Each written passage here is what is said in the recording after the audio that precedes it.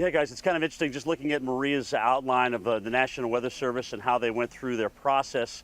It seems clear, certainly, that Atlanta was in the warning before the event, and there was plenty of time to prepare a city like Atlanta for this event. The question is, why didn't they get that message? Or did they, and they just have a flawed plan? I want to bring in Bryan Norcross to talk about this a little bit.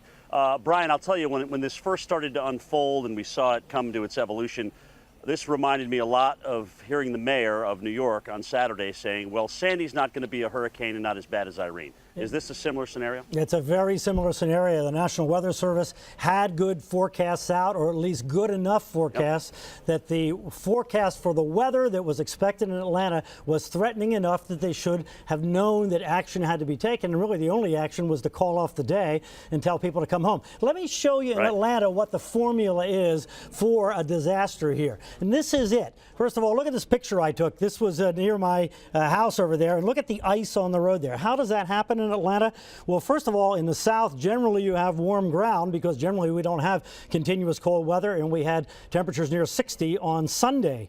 Then the cold air has to come in ahead of time, which it did. It blew in the afternoon with the temperatures descending through the 20s, and then a couple inches of snow on top of that. So what happens is the first snow melts because of the warm ground, then it freezes because of the cold air, and that the first snow turns to ice, and then if people leave work on top of that because it's during a work day, you've got the anatomy of a disaster. That was very anticipatable with the forecast the National Weather Service was putting out, and as you say, Jim, with the warning there in the middle of the night, they should have had enough time to, even at that late hour, get people to stay home, keep the school kids at home, and keep this from happening, since we have seen it happen here before. So the mayor comes out and he says, I really had no plans of closing the city, when that's exactly what should have been the plan.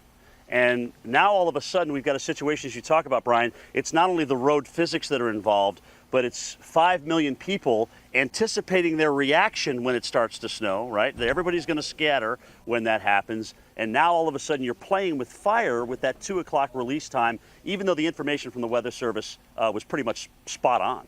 Yeah, when the mayor said that, I was really shocked, Jim, because every city in the north has the plan for a school day.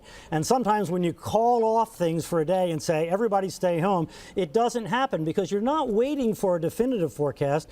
The right question to ask is, what are the odds of the really bad weather coming to my city? And the odds are never 100%. But you don't need 100%. You probably only need 20% or 30% of that much snow falling in those kind of conditions when you've got to call off things in a city like Atlanta, where you don't have the infrastructure to salt every single road in this very, very large, hilly city that has just doesn't have the trucks or anything to be able to deal with this.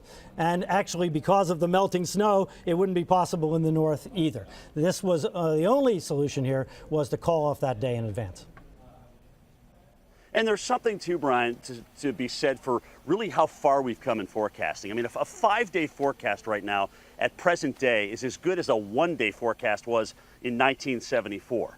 All right, we had very limited model data. We had very, wildly scattered solutions, especially for East Coast snowstorms.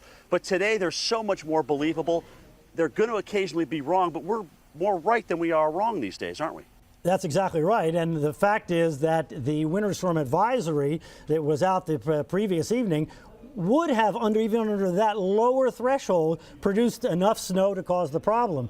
It wasn't the fact that there was 3 inches of snow. When there was only 2 inches of snow, it was still a nightmare on the streets because that layer of ice had already formed. So it wasn't the amount of snow, it was that it came during the day after the warm weather with the flash freeze, and then everybody leaving the office. All very predictable. And you're absolutely right. The forecasts were certainly good enough to warn everybody about this event.